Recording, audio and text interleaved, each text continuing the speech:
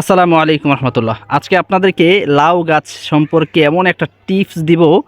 এই টিপসটা যদি আপনারা অ্যাপ্লাই করেন তাহলে দেখবেন আপনাদের লাউ গাছটা অনেক মোটা হবে এবং খুব দ্রুত ফল আসবে আর অনেক অধিক ফলন হবে ইনশাল্লাহ। দেখেন আমি ছাদের মধ্যে একটা লাউ গাছ করেছি। যারা ছাদ কৃষি করতে চান বা ছাদে লাউ গাছ লাগান তারা চাইলে এই টিপসটা ফলো করতে পারেন ইনশাল্লাহ। তো আজকে আমি আপনাদেরকে এই টিপসটাই দিব ইনশাল্লাহ। তো দর্শক, আমরা চেষ্টা করি প্রতিনিয়ত কৃষিভিত্তিক ভেষজ ভিত্তিক আপনাদেরকে ভিডিও দেওয়ার জন্য। অবশ্যই এ ধরনের ভিডিও যারা দেখতে উৎসাহী, তথ্যমূলক তথ্য পেতে বা বিভিন্ন ইনফরমেশন পেতে কৃষিভিত্তিক, অবশ্যই আমাদের চ্যানেলটা সাবস্ক্রাইব করে আমাদের পাশে থাকবেন ইনশাআল্লাহ। ভিডিওটি ভালো লাগলে অবশ্যই একটা লাইক দিয়ে দেবেন। তো দেখেন এই যে আমার গাছটা, এখানে কিন্তু আপনার 4টা গাছ লাগিয়েছি। দেখেন অল্প কিছুদিন হয়েছে, বেশি দিন না, এক দেড় মাস হয়েছে। 1 মাস হয়েছে, 1-1.5 মাস একবার বিচি থেকে এত বড় হয়েছে। কোন অ্যাপ্লাইটা অর্থাৎ কোন জিনিসটা আমি অ্যাপ্লাই করেছি, কোন জিনিসটা আমি লাউ গাছে দিয়েছি যেই কারণে আমার লাউ গাছটা এত বড় হয়েছে, আজকে সেটাই আপনাদেরকে দেখাবো ইনশাল্লাহ। একদম হাতে কলমে শেখাবো। তো যারা ছাদে করেন তারা এই টিপসটা ফলো করতে পারেন, যারা ছাদে করেন না বরং ফসল করেন তারাও এটাও করতে পারেন ইনশাল্লাহ। আপনারা কী করবেন জানেন? এই দেখেন আপনাদের টিপসটা যেটা দিব সেটা হচ্ছে আপনারা গাছের মধ্যে এই যে দেখেন এখানে কি রাখিছি, এখানে হচ্ছে ডিমের শুকলে ডিমের খোসা, এরপরে হচ্ছে এখানে পেঁয়াজ।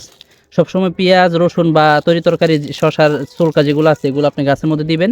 তো আজকের টিপসটা হলো এই যে দেখেন এটা হচ্ছে ডিমের খোসা। আপনারা ডিমের খোসা এগুলো রেখে দিবেন, অর্থাৎ ডিমের খোসা ছাড়ানোর পরে এগুলো এক জায়গায় জমা করবে। আমি সবসময় এখানে জমা করি।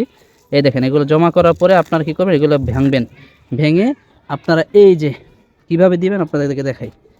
ডিমের খোসাটা আপনারা এভাবে একটা খন্তি নিয়ে এরপরে আপনারা এই সুন্দর করে এটা হচ্ছে করতে পারেন। এভাবে করে এভাবে হচ্ছে আপনার মাটি আলগা করবেন। আগে মাটি আলগা করার পরে এত বেশি গুঁড়ার মধ্যে দিবেন না, এতটুকু গুঁড়া দিবেন না, বরং একটু একটু দূরে দিবেন। মাটিটা আলগা করবেন। ঠিক আছে, আমি ভালো করে দিচ্ছি আবার। দেখেন আমার গুঁড়াগুলো দেখেন কত মোটা হয়েছে, অনেক চিকন ছিল। তো আপনারা এভাবে মাটিটা আলগা করবেন। আলগা করার পরে আপনারা এই যে ডিমের যে খোসাগুলো নিয়েছি এভাবে আপনারা দিয়ে দিবেন। দেখছেন আপনারা এইভাবে ডিমের খোসা যে নিয়েছি এইভাবে আপনারা এই খোসাগুলো এই লাউ গাছের সাইড দিয়ে দিবেন। আপনারা যদি এই টিপসটা ফলো করেন না, এই টিপসটা যদি ফলো করেন এভাবে ডিমের খোসা দিয়ে দেন, দেখেন আমি কিন্তু পেঁয়াজ বা ইয়ার পাতা কিন্তু দিয়েই থাকি সবসময়। তারপরেও এটা হচ্ছে আপনাদেরকে মেইন যেই গোপন টিপসটা দিলাম আমি আজকে, এটা হচ্ছে ডিমের খোসাটা দিয়ে দিবেন সাইড দিয়ে। দেওয়ার পর দেবেন ইনশাল্লাহ 1 সপ্তাহ, আপনি 2-3 দিন দিবেন। দেওয়ার পরে 1 সপ্তাহ দেখবেন ইনশাল্লাহ আপনার গাছ এই গোড়া মোটা হয়ে উঠবে। দেখেন মোটা হয়ে উঠতেছে, আমার কিন্তু এরকম চিকন ছিল, দেখেন মোটা হয়ে উঠতেছে এবং অনেক খুব দ্রুত বড় হবে এবং হচ্ছে রোগবালাই থেকে বেঁচে থাকবে আর দ্রুত ফলন আসবে ইনশাল্লাহ। দেখছেন আমার কি সুন্দর করে ডুগাগুলো হচ্ছে, ডুগাগুলোও মোটা হচ্ছে। এটা হচ্ছে একটা গোপন টিপস, এটা কেউ কিন্তু বলবে না ভাই।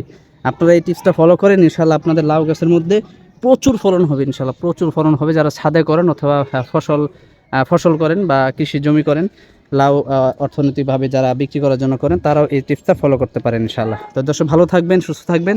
এরকম আরও কৃষিভিত্তিক টিপস পাওয়ার জন্য অবশ্যই আমাদের চ্যানেলটা সাবস্ক্রাইব করে আমাদের পাশে থাকবেন ইনশাল্লাহ। ঠিক আছে, তো আজকের ভিডিওটা কেমন হলো অবশ্যই জানাবেন, আর ভিডিওটা লাইক দিয়ে দেবেন, শেয়ার করে দিবেন ইনশাআল্লাহ। যারা ছাদ কৃষি করতে চান অবশ্যই শুরু করতে পারেন এবং কীভাবে করবেন এ সম্পর্কে আমাদের এখানে ভিডিও আছে, আপনারা দেখে আসতে পারেন।